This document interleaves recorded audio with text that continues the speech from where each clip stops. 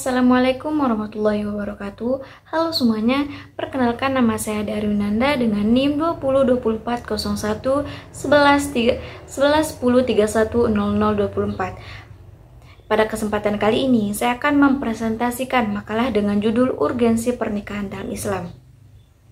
Di zaman sekarang, pernikahan seringkali dipahami hanya sebatas hubungan antara dua orang, antara laki-laki dan juga perempuan.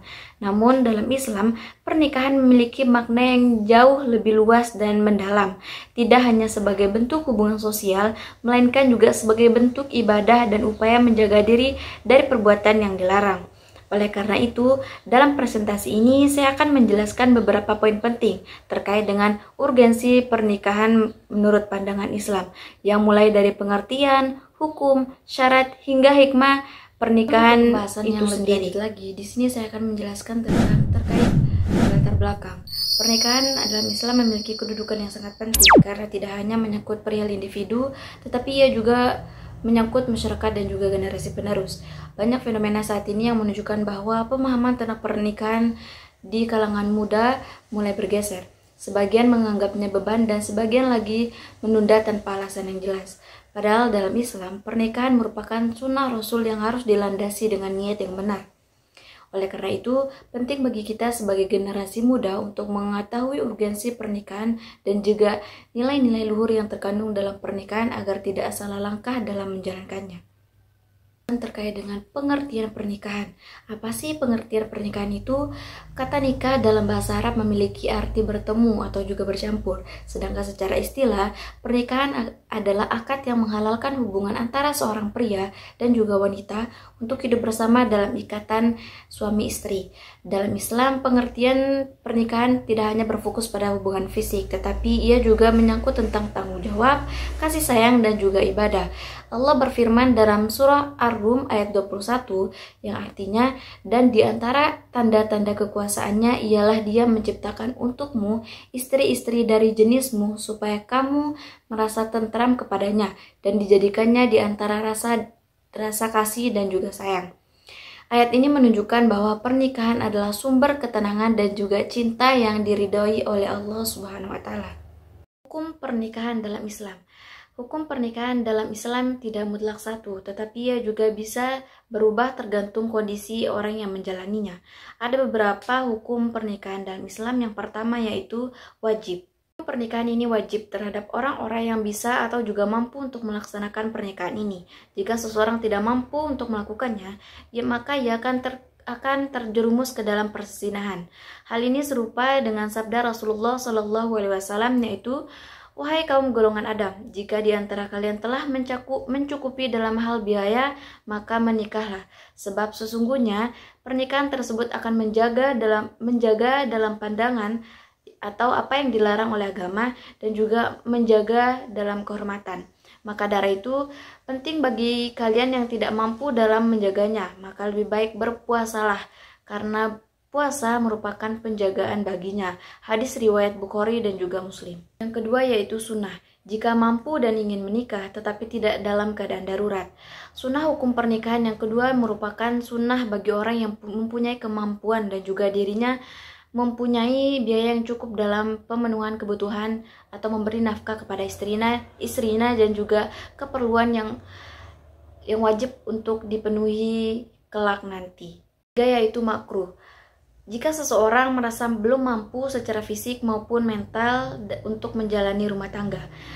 Selain ada wajib sunnah, hukum pernikahan juga makruh bagi orang yang tidak mampu dalam menikahi perempuan yang ingin dikawini, sebab jika tidak mampu dalam memberi nafkah dan juga belanja kepada istrinya, kemungkinan yang lainnya juga lemah dalam syahwat. Hukum selanjutnya yaitu mubah. Mubah hukum pernikahan berikutnya yaitu mubah bagi kaum yang tidak mendesak dalam beberapa keperluan yang mewajibkan untuk bersegera menikah ataupun yang telah diharamkannya. Dan yang terakhir yaitu haram. pernikahan akan haram apabila kaum yang niat menikahi hanya untuk menyakiti atau menyia-nyiakan istrinya. Haramnya pernikahan juga dimaksud ke dalam jika suami tersebut jika tidak memiliki kemampuan untuk membelanjakan keperluan istrinya ataupun kebutuhan lainnya, namun dalam hal nafsunya ia mendesak. Untuk poin ketiga yaitu terkait dengan syarat-syarat dalam pernikahan. Dalam Islam, pernikahan tidak bisa dilakukan sembarangan. Ada syarat-syarat tertentu yang harus dipenuhi oleh kedua calon mempelai. Untuk laki-laki, syaratnya yaitu beragama Islam, tidak dalam ikatan pernikahan lain, dan bersedia memberikan nafkah. Dan untuk perempuan, syaratnya yaitu beragama Islam, belum terikat dengan pernikahan, dan tidak dalam masa iddah. Selain itu, menurut hukum positif di Indonesia, pernikahan juga harus mendapatkan persetujuan antara kedua belah pihak. Harus ada wali, 2 saksi, serta ijab kabul yang sah menurut syariat. Hal ini menunjukkan bahwa Islam sangat menjaga martabat perempuan dan juga ketertiban dalam kehidupan bermasyarakat. Selanjutnya yaitu untuk poin terakhir, hikmah pernikahan.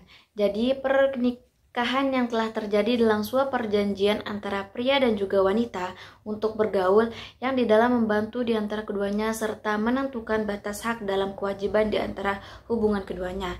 Syariat Islam mengatur keduanya dalam hal demikian karena menikah merupakan fitrah bagi makhluk hidup, juga untuk memenuhi kebutuhan di antara keduanya hingga dapat meneruskan keturunannya karena di dalam agama Islam telah menentukannya seperti itu.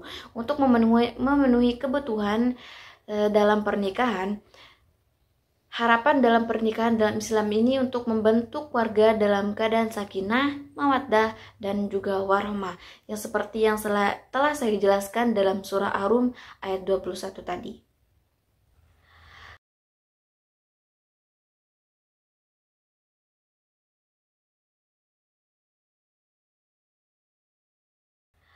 Kesimpulannya, dari uraian di atas dapat kita simpulkan bahwa pernikahan dalam Islam memiliki nilai ibadah yang sangat tinggi. Islam tidak memandang pernikahan hanya sebagai kebutuhan jasmani, tetapi ia juga sebagai sarana untuk mendekatkan diri kepada Allah dan membangun peradaban yang lebih baik lagi. Maka dari itu, sebagai generasi muda, kita perlu mempersiapkan diri bukan hanya secara lahir, tetapi juga secara batin untuk menjalani pernikahan sesuai dengan tuntutan agama. Terima kasih atas perhatian teman-teman.